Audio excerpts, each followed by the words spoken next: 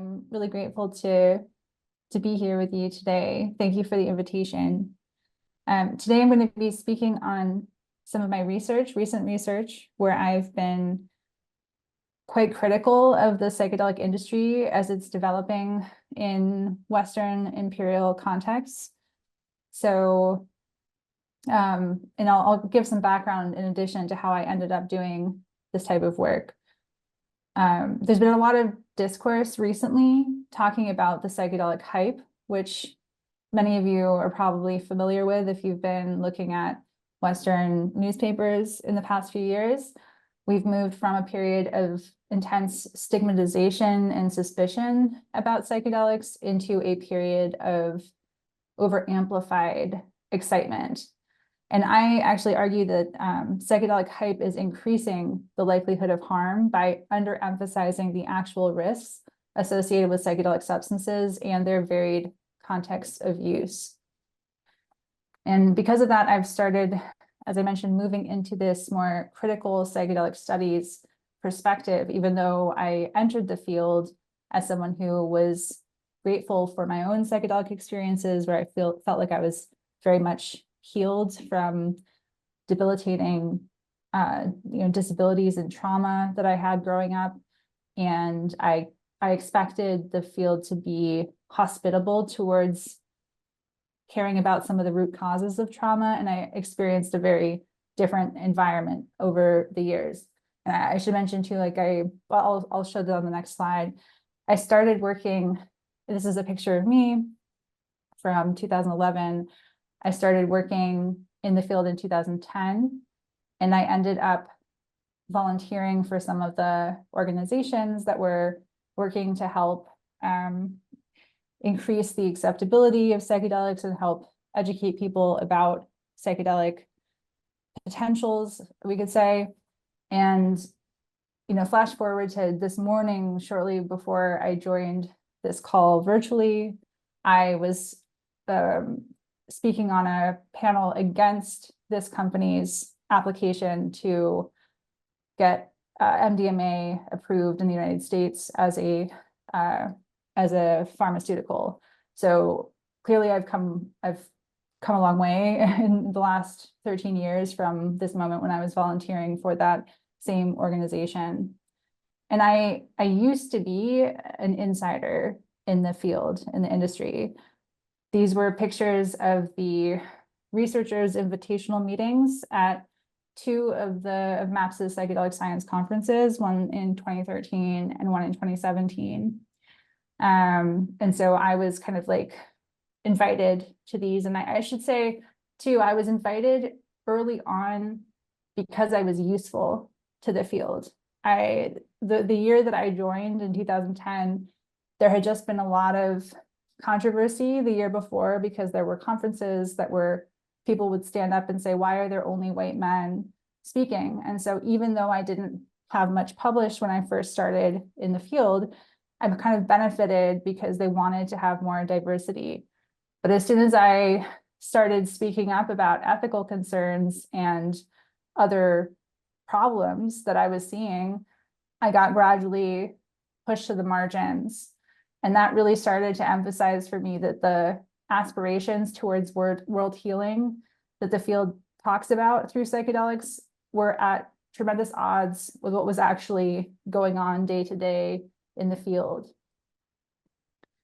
And the research that I'm going to focus on today relates to specifically how psychedelic capitalism and the Silicon Valley venture capital interests have become merged in a way that is threatening to turn psychedelics into a weapon where they could be a force for healing. And this work is ultimately a synthesis of a lot of prior work that I've done in a lot of different domains in this field over the past decade plus.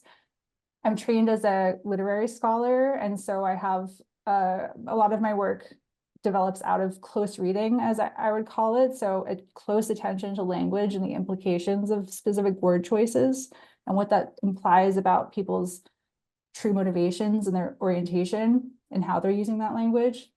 And I also have worked in clinical trials of psychedelics, qualitative research, and bioethics collaborations, and a lot of different areas, but they all, to me, come together in this AI psychedelic hype analysis that I did very recently. One of the earlier papers that I did leading up to this that was very influential was this paper, influential for my thinking about psychedelics and AI, was this earlier paper on right-wing psychedelia. And one of my key insights that I came to that came out of my research in this topic was the realization that a lot of people were pointing to psychedelic experiences of interconnection as evidence that we just need to get psychedelics to as many people as quickly as possible, and that would just fix all of the world's problems. But I knew from this paper, as I was looking into the way different hierarchically oriented and extractive and dominating cultures have related to experiences of interconnection, I found that authoritarian beliefs can actually prime people to interpret psychedelic experiences of interconnection as confirmations of status hierarchies. So for people who are convinced that they are a supremacist head of the human hierarchy of human races, that type of experience slots in very easily to reassuring them of their rightful supremacist place and their right to subject others to meet their own ends. And there's nothing inherently democratizing or pro-social about these experiences of interconnection. And in that paper as well, I looked to the history of ideas in the West. This is an excerpt from a 1733 poem by Alexander Pope, who is a very famous poet and philosopher in England.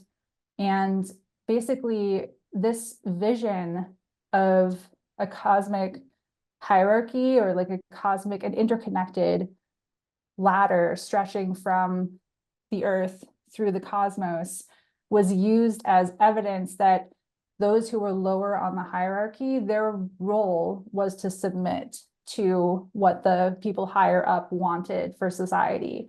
And so this is a very psychedelic type of experience of interconnection, but again, it only confirms hierarchy. It doesn't question this exploitive and extractive kind of orientation towards others, both human and more than human. And I noticed an analogy with the way that newspapers were talking about billionaires like Jeff Bezos going into space.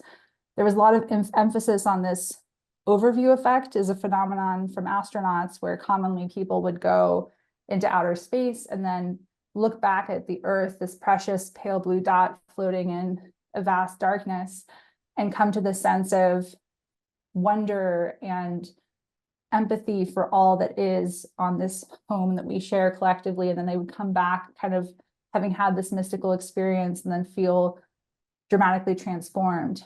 And a lot of people were pointing to these new billionaire space programs as saying, well, maybe this will make billionaires want to protect the planet more. Maybe they'll want to share their wealth more, but there's no indication that that's actually going to happen. And so the context of use, in the context for these types of awesome, kind of sublime experiences, matter for how they're actually interpreted and the impact these experiences have when people return to ordinary land or ordinary states of consciousness. So as I was developing my recent paper, I started noticing this uptick of Silicon Valley billionaires acknowledging how much LSD and mushrooms and ketamine were influencing their day-to-day lives, their social circles, even their business practices and business decisions. This was in particular a June 2023 article that was on the front page of the Wall Street Journal that described many of Silicon Valley's billionaires, including Elon Musk and Google's Sergey Brin, as part of a drug movement that's embracing psychedelics as gateways to business breakthroughs. Oh, And then the authors of this article stated that among Silicon Valley's tech elite, taking psychedelics is now seen as a practice that has become for many a routine part of doing business. So it's not changing the way they're doing business, but it's being incorporated and subsumed into their harmful practices. And then within this community, psychedelics are framed as offering the fastest path to opening your mind up and clearly seeing for yourself what's going on, as one tech and industry microdosing coach described in an interview that was cited in this article. And so what stood out to me about that is that some people hearing the hype might think what's really going on is having insight into those glimpses of the all-devouring machine of domination and capitalism that we saw in that film that preceded my presentation. But that's not what's happening here. What's happening with the Silicon Valley billionaires is actually they're feeling more entitled to extract and to exploit with psychedelic delusions of grandeur that are fueling their confidence and their narcissism. And as I continued looking into these connections, I started seeing parallels between critical AI scholars and psychedelic scholars, because for a long time, those of us who were trying to raise alarm about the way that we use these substances matter, we were being portrayed as prohibitionist, as anti-psychedelic. And so I made a point of starting to do presentations with titles like "You Can Be Both Pro-Psychedelic and Anti-Hype," because it was so difficult to communicate this nuanced perspective. But I saw the same thing happening in AI, where scholars who were saying, look, I really think that all signs show a capitalistic control over AI is just going to fuel the root causes of the problems that it's claiming to solve. And it was the same struggle in both fields to get this attention across. And it really came to a head for me when I was reading this article by Naomi Klein called "AI Machines Aren't Hallucinating, but Their Makers Are." She's writing about AI, but this is exactly the case as well for psychedelics. She says, there is a world in which generative AI could indeed be marshaled to benefit humanity, other species, and our shared home. But for that to happen, these technologies would need to be deployed inside a vastly different economic and social order than our own, one that had as its purpose the meeting of human needs and the protection of the planet. In today's reality of hyper-concentrated power and wealth, AI is much more likely to become a fearsome tool of further inequality. And she continues, the climate crisis and mental health crisis is not, in fact, a mystery or a riddle we haven't yet solved that suddenly psychedelics and AI are going to give us the answers to. We know what it would take, but it's not a quick fix. It's a paradigm shift. Waiting for a more palatable and or profitable answer is not a cure for this crisis. It's one more symptom of it. So with all of these connections coming together, I've finally kind of came across this recent coined term from Tim Jebru and Emil Torres Tesreal to describe a cluster of overlapping and interconnected worldviews that are common in Silicon Valley. And I argue that this cluster explains why the hierarchical perspective of Silicon Valley billionaires are interpreting these psychedelic experiences as justification for further despoilation of the planet. So I won't go over all of these, but the acronym stands for transhumanism, extropianism, singularitarianism, cosmism, rationalism, effective altruism, and long-termism. And the main ones that I'm going to be focusing on are transhumanism and long-termism. Those are the ones that I think together are extremely dangerous. And there are many transhumanist, long-termist billionaires that are trying to take control over both the AI and the psychedelics industry in antisocial ways that will fuel the root causes of a lot of the problems that we're seeing today. Transhumanism is the idea that humans can evolve beyond its current physical and mental limitations using advanced technologies. And in practice, this concept has very strong eugenics roots. Many transhumanists feel that, the elites can develop into a new species while the lower humans will kind of remain behind. And so that's an older idea, but more recently, it's connected through to long-termism, which, as I'll explain later, sounds like indigenous perspectives on needing to act in a way that benefits the future. But in reality, this is a highly colonial, extractive, exploitative, hierarchical, and supremacist orientation that prioritizes our duty to the far distant future over those who are alive here today. So ultimately, as I started piecing together all of these connections, I started to realize that the psychedelic hype and AI hype are actually interconnected. This is a quote from my paper, Terrestrial Hallucinations. The presence of these parallels is understandable when one considers their underlying affinities, like two blooms from one plant. The same Silicon Valley and venture capital forces are investing enormous amounts of capital to develop both as cultivars of their own image, selecting for desired traits that further the existing socioeconomic order. Which gets back to MAPS, the organization that's leading the pharmaceutical push of MDMA in the United States, that I began my career volunteering for, and then became frankly horrified as I saw a series of abuses and exploitation stack up. They, as I argued in my earlier presentation today, ultimately are a therapy cult. I have come to decide, based on analysis that I've recently published. But they claim that psychedelics will be a catalyst for mass mental health through their capacity to change individual perspectives. They make promises about achieving net zero trauma by 2070. And I think this will be achieved through a spiritualization of humanity via these interconnected experiences. And they're really pushing this. We just need to get this out as quickly as possible in order to solve a range of problems that we're facing. But I argue it is not that simple, and the way that we do all of this matters. But just to show some of the Silicon Valley emphasis on, or their kind of spin on what psychedelics are capable of achieving, Ronan Levy, he was during this time a few years ago, he was the CEO of Field Trip Health, which was a ketamine company.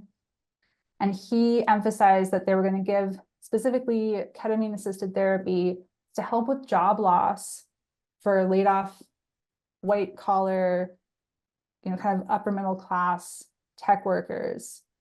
But this is the kind of maintenance therapy that takes what could be an opportunity to challenge the existing system that is causing these harms in the first place, and diluting that and focusing on, let's take away the distress of the companies that have so much control over labor and just get you back into the next job. Whereas instead of medicating the distress from job loss with ketamine at wellness clinics, highly paid tech workers could join unionizing efforts to push back against the disposability of labor and join in solidarity with the lower paid, precarious gig workers on which these Silicon Valley industries depend. When I talk about precarious workers, this is what I'm talking about. Silicon Valley depends on a vast tasker underclass of people who engage with click work and data annotation, many of whom are global refugees, many from the global South and other victims of oppression. A lot of the technologies like self-driving cars, the data needs to be processed by people. So they often present AI as this kind of magic technology that happens on its own, but there are people behind the scenes who are being harmed and exploited to make these technologies work. And this is just one quote I include in my paper by Phil Jones that really gets across the stakes of what's going on with these click workers. Each task represents a stretching of the gulf between the vast and growing ghettos of disposable life and a capitalist vanguard of intelligent bots and billionaire tycoons, forced to adapt their sleeping patterns to meet the needs of firms on the other side of the planet and in different time zones. The largely Syrian population of Lebanon's Shatila camp forego their dreams to serve those of distant capitalists. Their nights are spent labeling footage of urban areas, house, shop, car, labels that, in a grim twist of fate, map the streets where the labelers once lived, perhaps for automated drone systems that will later drop their payloads on those very same streets.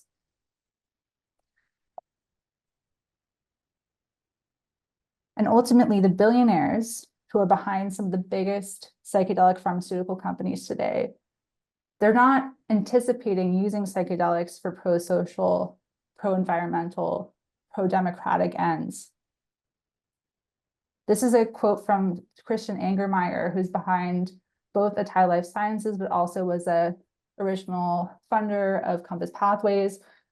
He envisions rolling out psychedelics in a way that can reduce the possibility that the lower classes can challenge what the elites are doing. And he acknowledges we need to have the discussion that we, let's say the elite, we need to offer these people in the lower level jobs, new jobs for them. But at the same time, we need to make sure they want their new jobs. So essentially making people accept the new click work, data annotation industry where people are essentially servicing the AI.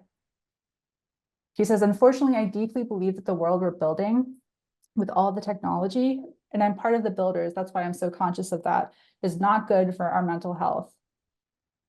But rather than pausing and asking, should we be burning the planet? Should we be building a toxic environment for well-being? That part is never questioned. Instead, they're thinking about how can we use psychedelics to better accommodate people to these otherwise intolerable conditions. And he says, psychedelics generally help people to move forward into the future in a positive way. Psychedelics can enhance creativity and improve neuroplasticity, two essential abilities we need to be successful with this transition, such as making ourselves open to new models of living and new job opportunities. So it is completely envisioned as a way of, as I said, preventing rebellion from people who don't want to burn and destroy the planet that we live on today. And then there's Sam Altman, who is very well known for being behind OpenAI and Journey Collab, and he is a transhumanist long-termist. This is a quote from him. He says, we can colonize space, we can get fusion to work and solar energy to mass scale, we can cure all human diseases, we can build new realities. We're only a few breakthroughs away from abundance at scale that is difficult to imagine. It's obviously better to save 1 million lives in the future than one life today.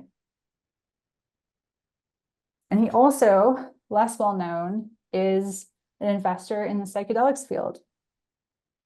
And he's specifically associated with Journey Collab, which is praised for its emphasis on indigenous reciprocity. But that reciprocity for him is transactional, exploitative, and extractive. It's not genuine relationality. He described it, praising kind of Journey Collab's indigenous reciprocity initiatives, quote, those indigenous communities will share with Journey Collab what they know of the history of these medicines, and Journey will share what Silicon Valley is good at, with how to use capitalism to develop something to people who can really benefit from it.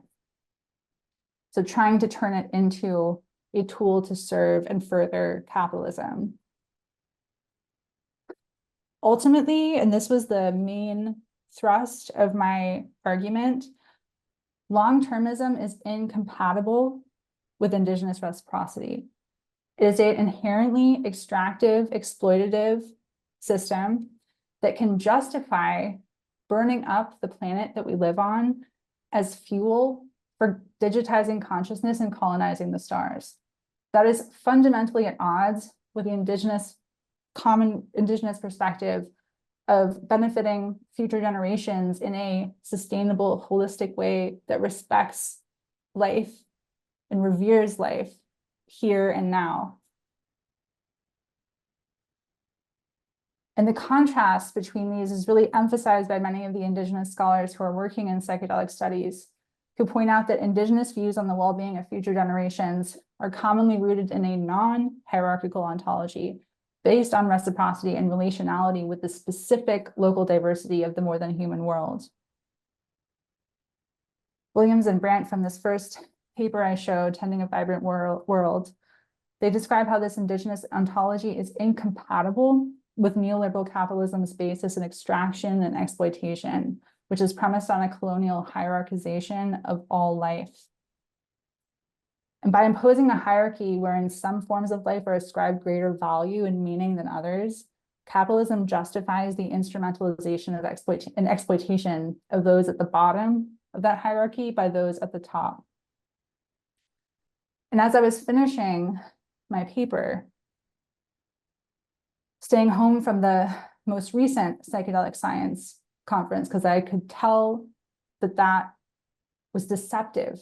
This pharmaceutical colonial capitalistic approach is deceptive, and it's a bait and switch where they say, don't question us or you're threatening our ability to fix increasing rates of tribalism, increasing rates of trauma, mental health issues, political polarization, the rise of fascism. Don't question us because we can fix it. But I argue that we cannot fix it using psychedelics in the same exploitative, extractive way that has gotten us into this problem in the first place. But what stood out to me at this conference was at the end, I saw online observations that there was an indigenous protest at the end of the conference that was really confronting. I mean, because on the left of the screen, you have Christian Angermeyer, who had those quotes about using psychedelics like a new soma to prevent the lower classes from rebelling, at the same time that they had indigenous panels. And I could tell that there was the rhetoric of long-termism was distracting people from seeing how these are two fundamentally different approaches that cannot coexist, that are working towards different ends. And what struck me about the psychedelic field was there was such a push to get past and to resolve this tension and say, oh, this is an opportunity for ego death and collective healing, and then we can end with a hug and everything's better. But I would say, no, we need to actually pause and think about the extent to which we should not be complicit and participate in this extractive capitalistic appropriation of psychedelics. And an analogy that I come to towards the end of my paper is pointing to the early internet, where there was a lot of tech utopian hopes about a technology that could connect people democratically across the whole planet and to be a force for pro-social connection and healing. But the way that the internet was actually built gave all the power to these multinational Silicon Valley corporations that now isolate and control us. And furthermore, that they design their platforms for behavior change tuned towards profit, which is fueling the root causes of all those problems that I mentioned. And ultimately, a different internet was possible.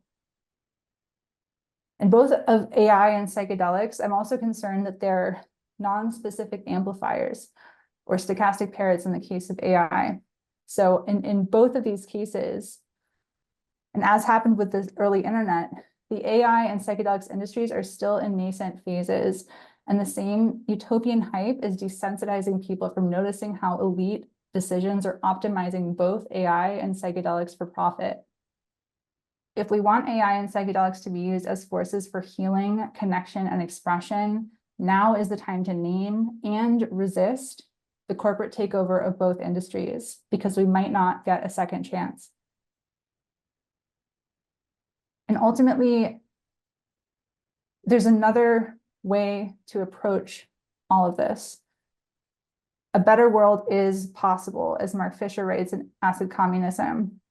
So Mark Fisher in the picture on the wall here says, emancipatory politics must always destroy the appearance of a natural order, must reveal what is presented as necessary and inevitable to be a mere contingency, just as it must make what was previously deemed to be impossible seem attainable. And so what was interesting, shortly before Mark Fisher died, this was, Acid Communism was an early, intended as a preface for a longer work, but then he passed away and wasn't able to write the full work. But there was this other road that was opened up and hinted at that is a undeveloped potentiality below the surface of the so-called psychedelic renaissance. And that's to take this moment as an opportunity to not be complicit with Silicon Valley, but to think differently about the hegemonic systems that are normalizing a destructive force that's consuming this planet, and to actually question, is capitalism really inevitable? Mark Fisher also wrote Capitalist Realism, where he included the line, it's harder to imagine the end of, it's easier to imagine the end of the world than it is to imagine the end of capitalism, that has gotten so deep into so much of the world's psyches that people think this is the way things have to be. But I'm more interested in psychedelics' potential to liberate us from that assumption, so that we can stop being complicit in systems that harm us and start engaging in mutual aid and community support and resisting this consuming force that's taking over the whole planet. And so just to end with some of his quotes here, what if the counterculture was only a stumbling beginning rather than the best that could be hoped for? What if the success of neoliberalism or capitalism was not an indication of the inevitability of capitalism, but a testament to the scale of the threat posed by the specter of a society which could be free? And that freedom, that potential society, is what we need to keep our eyes on while we resist. And thank you very much.